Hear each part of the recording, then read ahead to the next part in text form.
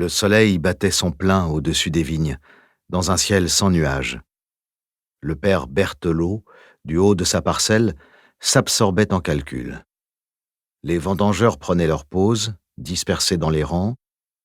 Bientôt le clocher sonnerait les coups de 15 heures. Il aurait dû prévoir les choses autrement. Cette chaleur lourde et jaune, à cette saison, c'était quand même inhabituel. Il s'accroupit pour caresser une grappe. Voilà bien ce qu'il craignait. Elle était tiède. « René, viens y voir un peu !»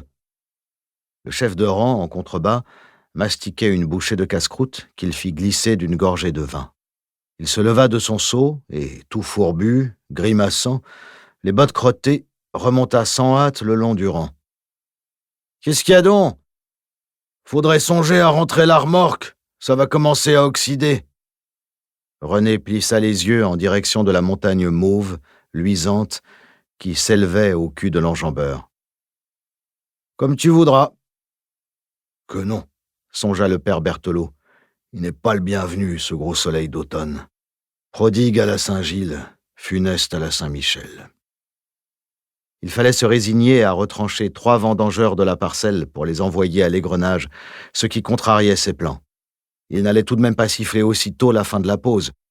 Cette année, il n'avait recruté que des ventres jaunes, comme on appelait par ici les Bressans, de vrais mulets, surtout les femmes, durs à la besogne, mais prompts à chicaner. La Bresse, c'était pour ainsi dire un autre continent. Elle s'étendait au-delà de la Saône, sèche et plate comme une vieille femme. Impossible d'y faire pousser autre chose que du maïs et de la volaille. Les Bressans ne franchissaient le fleuve qu'une fois l'an, au moment des vendanges. Dans le vignoble, depuis la nuit des temps, on les surnommait les ventres jaunes pour des raisons à propos desquelles on n'avait jamais cessé de se chamailler. Les uns prétendaient que c'était parce qu'ils se nourrissaient du même maïs que leurs poulets, les autres parce qu'ils planquaient des pièces d'or sous leur ceinture. En tout état de cause, on ne les estimait guère. Force était pourtant de reconnaître qu'avec un sécateur à la main, une hotte sur le dos, ils ne la volaient pas, leur feuille de paie.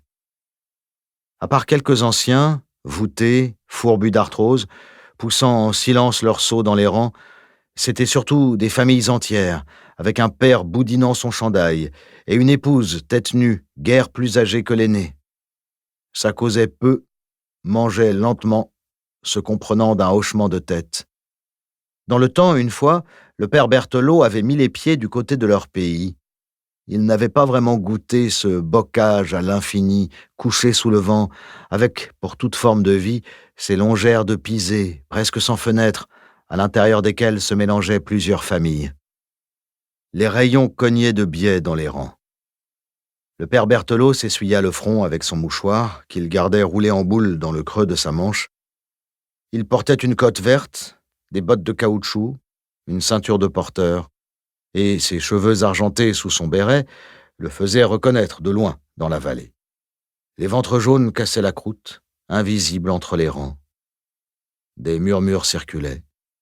De temps à autre, l'immobilité chaude de la parcelle était remuée d'un rire de femme. Le culot d'une bouteille vide tintait en heurtant un caillou, et une voix d'homme à l'accent traînant y ajoutait son commentaire « Encore une que les boches n'auront pas ». Le père Berthelot, lui, se passerait de repas. Sa sciatique se réveillait, son estomac avait de la gêne et sa poitrine de l'impatience. Si la parcelle n'était pas vendangée avant le soir, il en serait quitte pour un jour de paye supplémentaire, sans compter le gîte et la pâtée qui étaient compris dans les contrats. Il hésitait à se raviser.